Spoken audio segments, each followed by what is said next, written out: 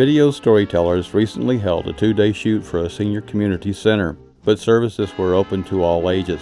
Senior center management, however, wanted to set up appointments rather than have a party. While not exactly a social event, this process is still based on VST program guidelines. The social event, as outlined in the guidelines associates receive when joining VST, describes a group of storytellers being entertained as they watch the interviews on a satellite feed. This activity keeps groups of people occupied and helps them become familiar with the process, and hopefully less intimidated when it's their turn to face the camera. This 2-day shoot was based on scheduled sessions a half hour apart. There was very little overlap between the interviews. None, actually. Light refreshment was provided. Coffee, bottled water, and cookies. We had cookies left over. We arrived an hour before the first scheduled interview and were ready in plenty of time. None of the interviews lasted longer than 15 minutes.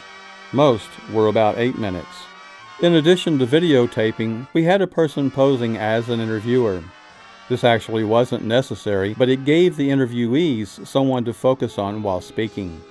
That helped tremendously to keep them focused slightly off camera, the desired position. Using soft light coming through sheer panels from the entire opposing wall, we set up a 3-light system.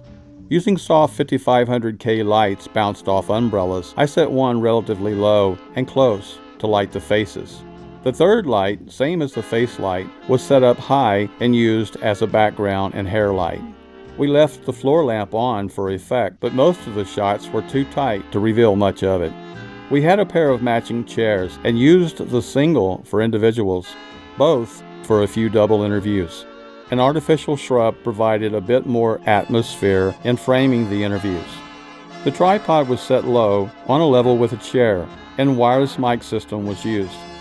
Occasionally, the lights had to be slightly repositioned, and we had to re-mic on pairs where one individual spoke more softly than the other.